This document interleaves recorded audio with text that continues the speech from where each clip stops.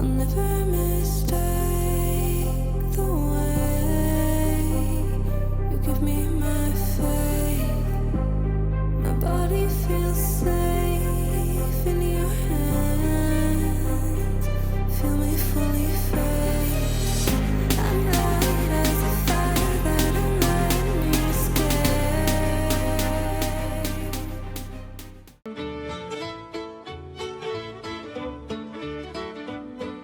Paul Bunyan. Retold and illustrated by Steven Kellogg. Read by Buddy Ebsen. Paul Bunyan was the largest, smartest, and strongest baby ever born in the state of Maine. Even before he learned to talk, Paul showed an interest in the family logging business. He took the lumber wagon and wandered through the neighborhood collecting trees. My tree! He soon grew into a sturdy lad who wrestled with a grizzly. One morning, Paul awoke to find the world under a blanket of blue snow. He heard a moan from inside a snowdrift, and there he found a shivering ox calf. Paul adopted him and named him Babe. Both Paul and Babe began growing at an astonishing rate, but the ox never lost the color of the snow from which he'd been rescued. At 17, Paul felt an urge to move on. He said goodbye to his parents and headed west.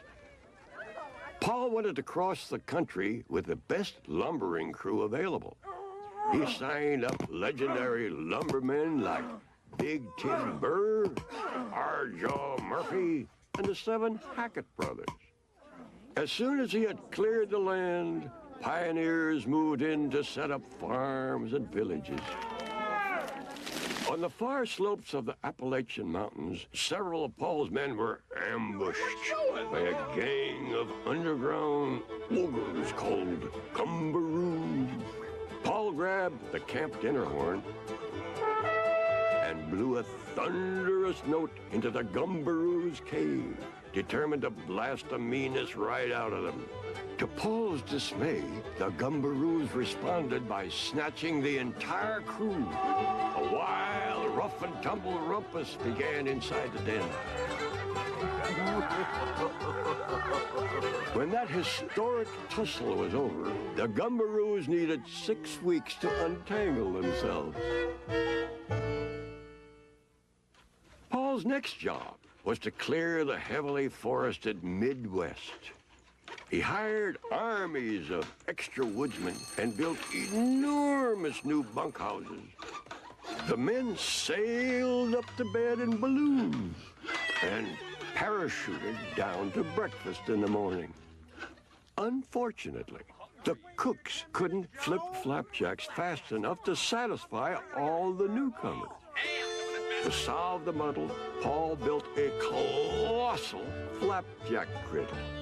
The surface was greased by kitchen helpers with slabs of bacon laced to their feet. Every time the hot griddle was flooded with batter, it blasted a delicious flapjack high above the clouds. Usually, the flapjacks landed neatly beside the griddle, but sometimes they were a bit off target.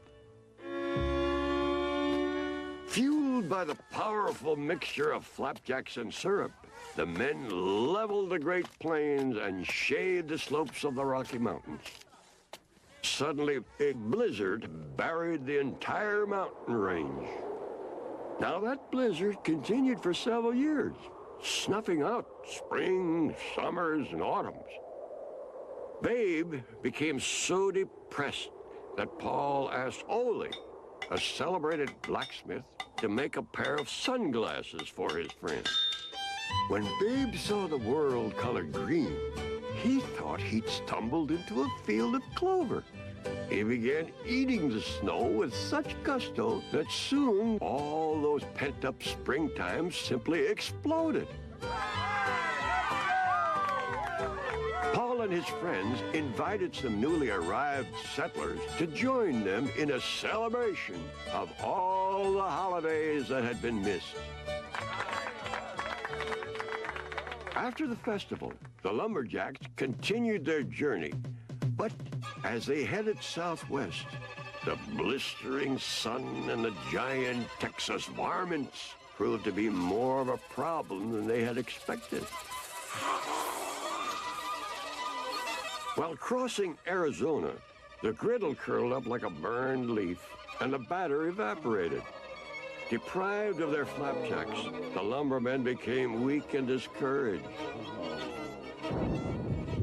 Paul's great axe fell from his shoulder, gouging a jagged trench, which today is known as the Grand Canyon.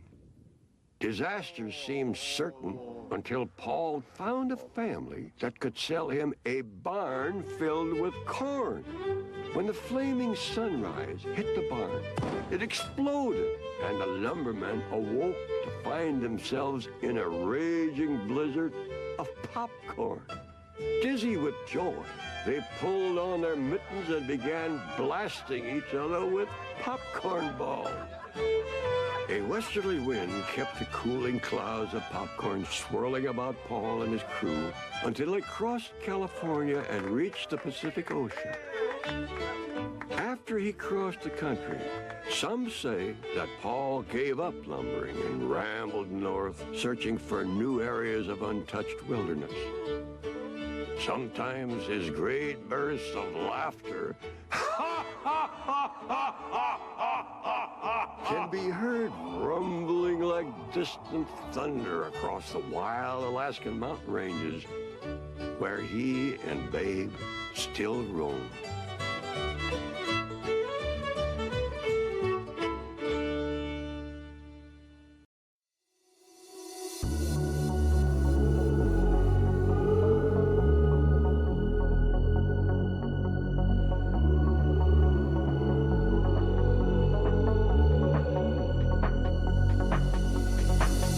If you ride with me, don't gotta work for the both of us.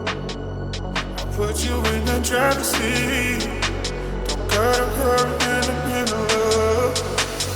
In the name of love. In the name of